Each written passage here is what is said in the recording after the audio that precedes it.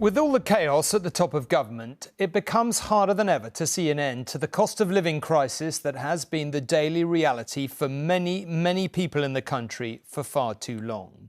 Instead of beginning tonight's programme with the latest on Liz Truss's chances of survival, not particularly good, but we'll come to that, we are giving a voice to people who are trying to keep their heads above water. It is a frankly desperate tale of ordinary people leading extraordinary lives in ways they can't possibly have imagined in one of the richest nations on earth. One, already in full-time work, can't cut back anymore. Another has no hot water to bath his cherished baby daughter and has to walk miles to do so at his mother-in-law's because he can't afford the bus fare. And yet another, a cleaner who leaves for work in the dark before dawn, cannot even afford to toast the bread she eats. To watch her crying in fear and desperation will be, for many, truly a moment of national humiliation. On dark, pre-dawn streets, illuminate the lights of those whose lives depend on hard work. How many days a week are you doing this? 5. 5 days a week? Yeah. It's early. Every time this time of morning? Early starts? Yeah, no, I've been here since about 4:20. Liz Wright is 65 years old. She has known tough times before. You always worked? Yeah, I need to bring money in. But nothing quite like this, where her bills are too big to bear, her wage as a cleaner barely buying the basics. Toilet rolls once a month. The next month it'll be the soap powder, and the next month it'll be the coffee, where once upon a time you just went out and bought. On good weeks, Liz gets the bus into work. On bad weeks, she has to walk, unable to afford the daily £4 fare. Today, she has the money, but the good weeks occur less often now. We meet Liz after her shift. The big worry, keeping her awake at night, is her new energy bill, which has just doubled. You go in your account and it's £253 the one of a month. Can you afford that?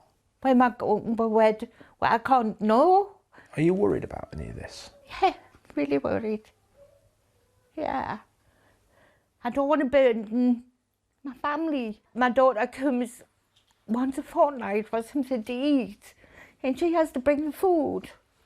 What change have you already made to try and cut back? I've changed everything. I don't use my cooker very often. I don't have a toaster because I always use mine.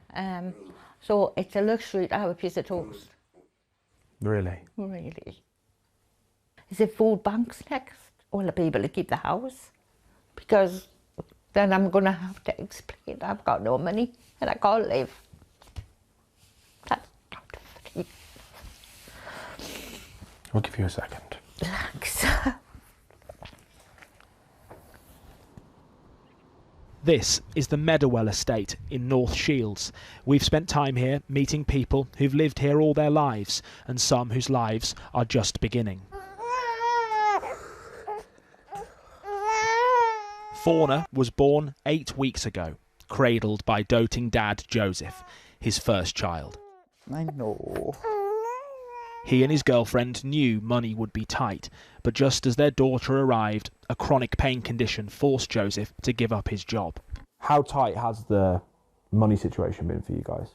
It's been pretty hard. You run out of money to try and get the formulas and stuff like that you need, especially when you're on universal credit.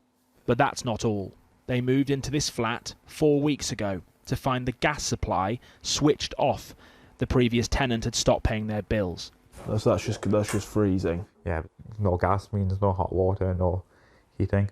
The supplier won't turn it back on, new suppliers aren't taking on new customers, and this family are enduring the consequences. We have to keep her wrapped up with her thick blanket just to try and keep her from not having a face cold and stuff.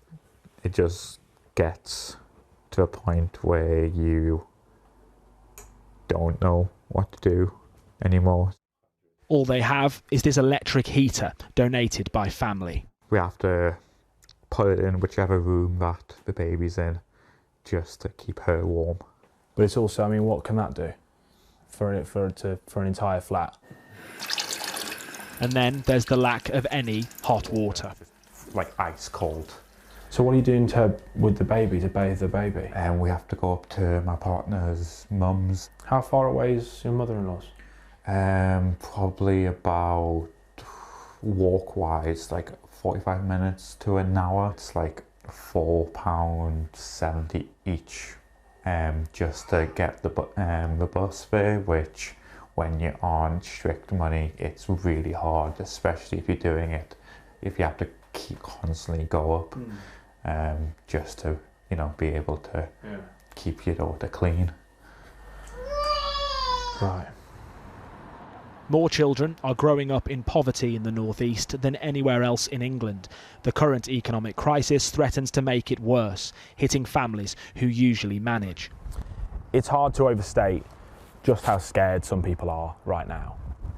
That fear of simply not knowing where the money's going to come from to pay for the bills, to pay for the food that they need. And I think it's also the fear that this could just be the start, that it could get much worse than this. I worry about energy prices, fuel prices, cost of living. It's just, I've never felt this anxious or this scared about the future ever. Lindsay works full-time. She has 2 children, a teenage boy and 4-year-old Jasmine. Oh wow, these are my gingerbread men. Did you bake these? They look amazing. Can I eat them?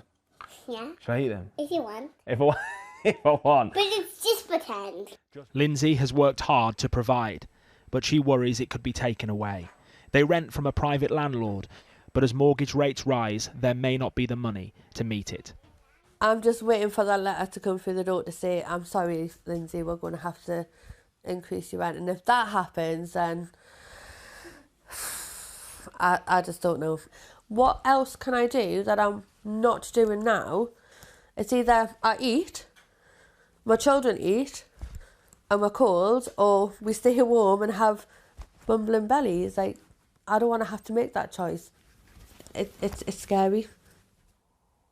This is a proud community. Graft, grit, have got its people through hard times.